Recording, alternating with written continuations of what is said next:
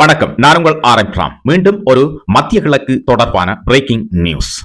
ஈரான்ல இப்போது போர் உடனடியாக நிறுத்தப்பட்டிருக்கிறது. அமெரிக்காவுடைய பிரசிடென்ட் டொனால்ட் ட்ரம்ப் அவர்கள் மிக பாரிய ஒரு தாக்குதலை தான் தடுத்து நிறுத்தி இருப்பதாக கூறி இந்த யுத்தம் உடனடியாக நிறுத்தப்பட்டிருக்கிற செய்தி கிடைத்திருக்கிறது. ஆனாலும் ஈரானில் தொடர்ந்து போர் நடந்து கொண்டிருக்கின்ற செய்தியும் கிடைக்கின்றது. இப்பொழுது அமெரிக்கா தன்னுடைய தாக்குதல்களை ஈரான் மீது நடத்துவதை நிறுத்தி இருந்தாலும் ஈரான் மீதான மற்றொரு தாக்குதல் நடத்தப்பட்டு வருவதாக சொல்லப்படுகின்றது. ஈரானுடைய எல்லை பகுதியில் இருந்து ஈரானுக்குள் ஊடுருவதற்காக பல குழுக்கள் முயற்சித்து வருகின்ற ஒரு யுத்தம் நடைபெற்று வருவதாக சொல்லப்படுகிறது.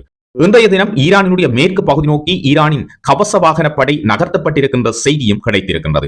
ஈரானுடைய மேற்கு கரையிலிருந்து ஈரானுக்குள் ஊடுருவதற்காக சில குழுக்கள் முயற்சி செய்து வருவதாகவும் இந்த குழுக்களுக்கு எதிரான தாக்குதல்களை ஈரான் தொடர்ச்சியாக நடத்தி வருகின்ற செய்தியும் கிடைத்திருக்கின்றது. இந்த தாக்குதல்கள் கடந்த சில மாதங்களாக மிக பாரிய அளவில் நிகழ்த்தப்பட்டுக் கொண்டிருக்கிறது. அமெரிக்கா மற்றும் இஸ்ரேலுடைய தாக்குதல்கள் ஆரம்பித்ததன் பின்னரான காலப்பகுதியில் இந்த தாக்குதல்கள் மிக தீவிரம் பெற்றிருப்பதும் குறிப்பிடத்தக்கது. எல்லை பகுதிகளின் ஊடாக ஈரானுக்குள் ஊடுருவ முனைகின்ற இந்த ஆயுத குழுக்கள் மிக பாரிய அளவில் உட்கட்டுமானங்களில் சேதங்களை ஏற்படுத்துவதற்காக முயற்சி செய்வதாகவும் ஊடுருவதற்கு முயற்சிக்கின்ற இந்த குழுக்கள் உடனடியாகவே ஈரானினுடைய எல்லை பாதுகாப்பு படைகளால் தடுத்து நிறுத்தப்படுவதாகவும் இந்த தாக்குதல்களில் அவர்களில் பலர் கைது செய்யப்படுவதாகவும் சொல்லப்படுகிறது. இந்த ஊடுருவல்களுக்கு பின்னால் இஸ்ரேல் மற்றும் அமெரிக்கா இருப்பதாக ஈரான் தொடர்ச்சியாக குற்றம் சாட்டி வருகிறது. அமெரிக்கா மற்றும் இஸ்ரேலுக்கு எதிரான பதில் தாக்குதல்களுக்கு சமாந்தரமாக எல்லை பகுதிகளில் இருந்து இந்த ஊடுருவல்களையும் ஈரான் தடுத்து வருகின்றது குறிப்பிடத்தக்கது.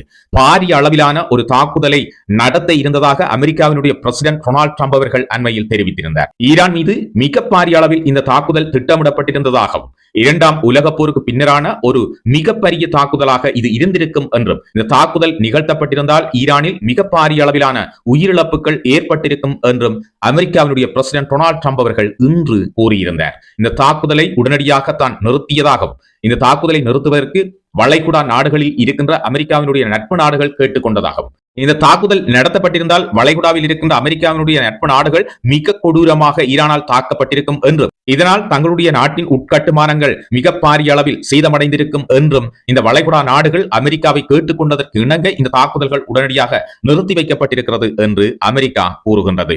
ஆனாலும் அமெரிக்கா மீது இன்னும் ஒரு குற்றச்சாட்டும் இருக்கின்றது. ஈரான் மீதான இந்த தாக்குதல்களை தொடுத்ததன் பின்னர் இன்று 6 மாதங்களை எட்டியிருக்கின்ற நிலையில் அமெரிக்காவிடம் மிக பாரிய அளவில் ஆயுத தட்டுப்பாடுகள் ஏற்பட்டிருக்கின்ற செய்தியும் கிடைத்திருக்கிறது. அது மட்டுமில்லாமல் அமெரிக்காவில் ஏற்பட்டிருக்கின்ற மிக பாரிய ஒரு பொருளாதார பிரச்சனையின் காரணமாக நிதி ஒதுக்கீடு இப்பொழுது மேற்கொள்ளாமல் இருக்கின்றதன் காரணமாகவும் இந்த யுத்தம் ஒத்திவைக்கப்பட்டுக் கொண்டே இருக்கிறது என்றும் சொல்லப்படுகிறது. கடந்த சில நாட்களாக ஈரான் யுத்தம் அடிக்கடி அமெரிக்காவினுடைய பிரசிடென்ட் டொனால்ட் ட்ரம்ப் அவர்களால் நிறுத்தி வைக்கப்பட்டிருப்பதும் குறிப்பிடத்தக்கது. இந்த யுத்தத்தை நிறுத்தி வைப்பதற்கு பின்னால் அவர் கூறுகின்ற காரணங்களுக்கும் உண்மையாக அமெரிக்காவில் இருக்கின்ற நிலைமைகளுக்கும் மிக பாரிய அளவில் வித்தியாசம் இருக்கின்றது என்று உலகம் பேசி வருகின்றது. அமெரிக்காவினுடைய ஈரான் மீதான தாக்குதல்கள் காரணமாக மிக பாரிய பொருளாதார பிரச்சனைகளை அமெரிக்கா எதிர்கொண்டு வருவதாகவும் இதன் காரணமாக அமெரிக்க மக்கள் மீண்டும் மீண்டும் பாரிய எதிர்ப்பலைகளை அமெரிக்காவினுடைய தற்போதைய அரசு மீது காட்டி வருவதாகவும் சொல்லப்படுகிறது.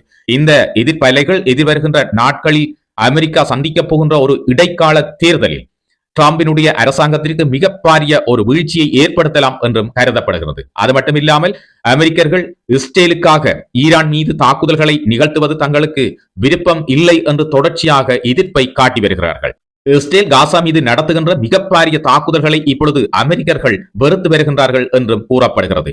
இதன் காரணமாக அண்மையில் இஸ்ரேலினுடைய பிரதமர் நெதன்யாகு அமெரிக்காவுக்கு விஜயம் செய்திருந்த போது அமெரிக்காவில் வைத்து அவரை கைது செய்வதற்கான சட்ட நடவடிக்கைகள் குறித்து அமெரிக்கர்கள் யோசித்தது பற்றியும் செய்திகள் வெளிவந்திருந்தது. அண்மையில் நெதன்யாகு அமெரிக்க அதிபர் டொனால்ட் ட்ரம்ப் அவர்களை சந்திப்பதற்காக அமெரிக்காவில் தரையிறங்கிய போது அங்கு மிக பாரிய அளவில் அவருக்கு எதிரான ஆர்ப்பாட்டங்கள் மேற்கொள்ளப்பட்டிருந்தது குறிப்பிடத்தக்கது. இந்த ஆர்ப்பாட்டங்களின் போது காசா மீதான போரில் ஈடுபட்டு அங்குள்ள குழந்தைகளை பலியிடுவது அமெரிக்கர்களுக்கு பிடிக்கவில்லை என்ற கோஷங்களோடு இந்த ஆர்ப்பாட்டங்கள் மேற்கொள்ளப்பட்டிருந்தது குறிப்பிடத்தக்கது. எனவே அமெரிக்க அதிபர் டொனால்ட் ட்ரம்ப் அவர்களால் ஆரம்பிக்கப்பட்ட இந்த யுத்தம் அந்த நோக்கங்களை அடையாமலும் இந்த யுத்தத்திலிருந்து பின்வாங்க முடியாமலும் மிகப்பெரிய ஒரு இக்கட்டான நிலைமையை டொனால்ட் ட்ரம்ப் அவர்களுக்கு இப்பொழுது கொடுத்திருக்கிறது. ஈரான் மீதான யுத்தத்திலிருந்து அமெரிக்கா பின்வாங்குமே ஆனால் வளைகுடா நாடுகளில் அமெரிக்காவினுடைய இருப்பு மிகப்பெரிய கேள்வியாக மாறும். இப்பொழுதே வளைகுடாவில் இருக்கின்ற அமெரிக்காவினுடைய நட்பு நாடுகள் தங்களுடைய பாதுகாப்பு தொடர்பாக வாஷிங்டனிடம் பேச்சுவார்த்தைகளில் ஈடுபட தொடங்கி இருப்பதும் குறிப்பிடத்தக்கது. அது மட்டுமில்லாமல் இந்த நாடுகள் ஈரான் மற்றும் ஈரானுடன் சார்பான நாடுகளோடு சேர்ந்து ஒரு கூட்டணியை அமைப்பதற்கான பேச்சுவார்த்தைகளிலும் தொடர்ச்சியாக இறங்கி இருக்கின்றார்கள் என்ற செய்தியும் கிடைத்திருக்கிறது. ஈரானுடைய மிகப்பெரிய பதில் தாக்குதல் காரணமாக அமெரிக்கா தன்னுடைய நிலைகளை வளைகுடா நாடுகளில் வைத்திருப்பது மிகப்பெரிய ஒரு பாதுகாப்பின்மையை ஏற்படுத்தி இருக்கிறது என்பதை இப்பொழுது வளைகுடா நாடுகளில் இருக்கின்ற அமெரிக்காவினுடைய நட்பு நாடுகள் உணர்ந்து வருகின்றன.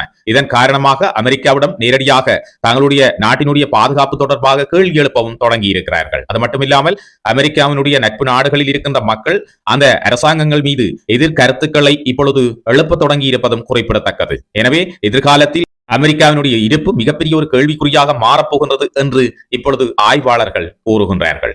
பொறுத்திருந்து பார்க்கலாம் என்ன நடக்கப் போகின்றது. மீண்டும் ஒரு புதிய முக்கியமான பிரேக்கிங் நியூஸ் அப்டேட்டோடு உங்கள் அனைவரையும் சந்திக்கிறேன். நான் உங்கள் RM ராம். வணக்கம்.